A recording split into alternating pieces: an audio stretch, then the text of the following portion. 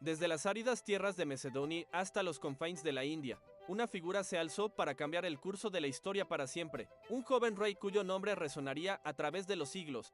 Un conquistador cuya ambición no conocía límites. Hoy nos embarcamos en un viaje épico para descubrir la vida, las batallas y el legado inmortal de Alejandro Magno. ¿Quién era este joven príncipe destinado a la grandeza? Nacido en el 356 a.C., Alejandro era hijo del rey Filipo II de Macedonia.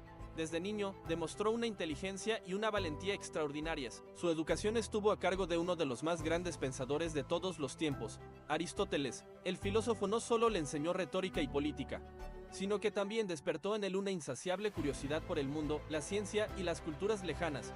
Esta formación forjó la mente de un líder que no solo sería un genio militar, sino también un hombre de visión. Macedonia en ese entonces era una potencia emergente en el norte de Grecia, y Filipo había transformado su ejército en una fuerza de combate formidable. Alejandro creció entre soldados, aprendiendo el arte de la guerra desde la cuna.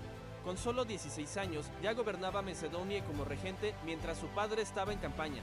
A los 18, comandó la caballería en la decisiva batalla de Queronea, asegurando el dominio macedonio sobre Grecia. Pero el destino tenía planes aún mayores. En el 336 a.C., Filipo II fue asesinado, y con tan solo 20 años, Alejandro ascendió al trono. Su primer desafío fue consolidar su poder, sofocando rebeliones en Grecia con una rapidez y una determinación que dejaron a todos atónitos. Una vez asegurada su retaguardia, fijó su mirada en el objetivo que su padre siempre había anhelado, el vasto y poderoso imperio persa, con un ejército de apenas 40.000 hombres. Una fuerza relativamente pequeña comparada con los ejércitos persas. Alejandro se preparó para una de las campañas militares más audaces de la historia. En el 334 a.C., cruzó el Helesponto, el estrecho que separa Europa de Asia, en un acto simbólico que marcaba el inicio de su legendaria conquista. No era solo una invasión, para Alejandro era una misión divina, una continuación de la mítica guerra de Troya. Una venganza por las invasiones persas a Grecia un siglo antes. Su primer gran enfrentamiento tuvo lugar a orillas del río Gránico. A pesar de la desventaja numérica y la peligrosa posición táctica, Alejandro lideró personalmente la carga de caballería, lanzándose al corazón del combate. Su valentía inspiró a sus hombres y la victoria fue total. Esta batalla no solo le abrió las puertas de Asia Menor, sino que también envió un mensaje claro al rey persa. Darío III, un nuevo y temible enemigo, había llegado. A medida que avanzaba, muchas ciudades griegas de la costa jonia lo recibieron como un libertador del yugo persa. Su estrategia no era solo de conquista, sino también de asimilación y diplomacia. Ganándose el apoyo local y consolidando sus nuevas posesiones, el mundo antiguo observaba con asombro cómo este joven rey macedonio desafiaba al imperio más grande que la tierra había conocido. El escenario estaba listo para un enfrentamiento que decidiría el destino de naciones. La respuesta de Darío III no se hizo esperar. Reunió un ejército inmenso y marchó para enfrentarse al joven conquistador. El choque tuvo lugar en Isos en el 333 a.C. El campo de batalla era un estrecho pasillo entre las montañas y el mar, lo que neutralizaba la superioridad numérica persa. Una vez más, la genialidad táctica de Alejandro brilló. Identificó una brecha en la línea persa al frente de su caballería de élite. Los compañeros cargó directamente hacia el carro de Darío. El pánico se apoderó del gran rey, quien huyó del campo de batalla, abandonando a su ejército y a su propia familia, que fue capturada por los macedonios. Alejandro, en un gesto de magnanimidad, trató a la familia real con el máximo respeto, ganándose una reputación de clemencia que contrastaba con su ferocidad en combate. Tras la victoria en Isos, en lugar de perseguir a Darío hacia el corazón de Persia, Alejandro se dirigió al sur, asegurando la costa fenicia y Egipto. Quería neutralizar la poderosa flota persa y cortar sus líneas de suministro. La ciudad de Tiro, una fortaleza insular aparentemente inexpugnable, se resistió. Durante 7 meses, Alejandro llevó a cabo uno de los asedios más increíbles de la antigüedad, construyendo una calzada a través del mar para llegar a sus murallas. La caída de Tiro fue un testimonio de su implacable determinación. Luego, en Egipto, fue recibido no como un conquistador, sino como un libertador.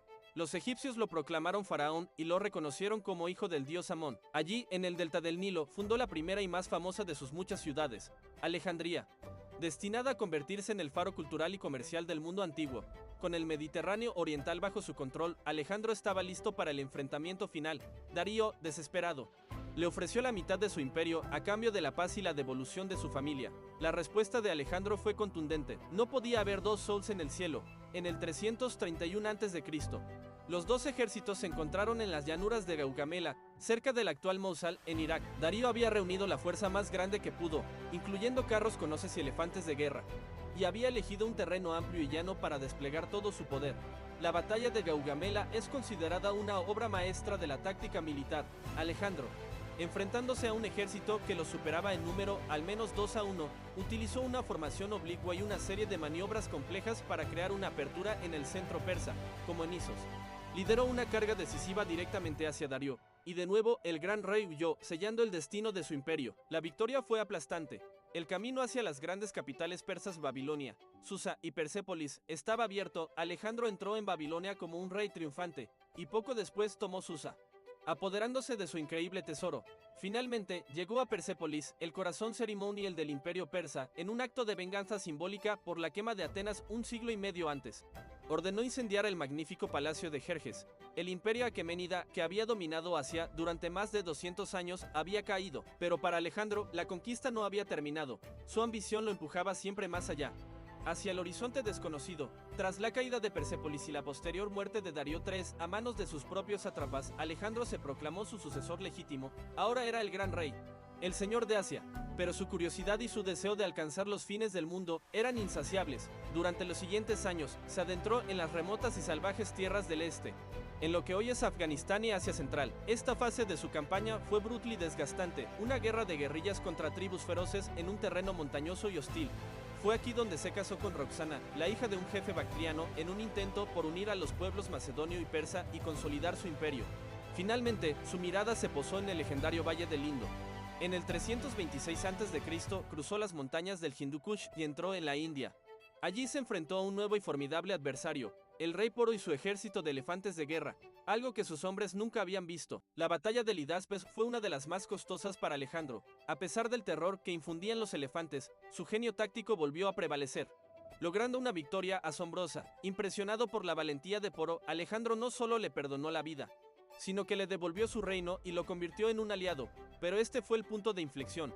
Después de 8 años de campañas ininterrumpidas y a miles de kilómetros de caza, sus tropas, agotadas y nostálgicas, se amotinaron a orillas del río Ifasis. Por primera vez, Alejandro tuvo que ceder, con el corazón apesadumbrado. Aceptó dar la vuelta. El sueño de conquistar el mundo entero había llegado a su límite. El viaje de regreso fue tan arduo como la conquista misma. Alejandro dividió sus fuerzas enviando una parte por mar bajo el mando de su almirante Nearco para explorar la costa, mientras él mismo lideraba al resto a través del terrible desierto de Gedrosia en una de las marchas más mortíferas de la historia. Miles de sus hombres perecieron de sed y agotamiento. Finalmente, en el 324 a.C., regresó a Susa, el corazón de su nuevo imperio. Pero el Alejandro que volvió no era el mismo joven rey que había partido de Macedonia.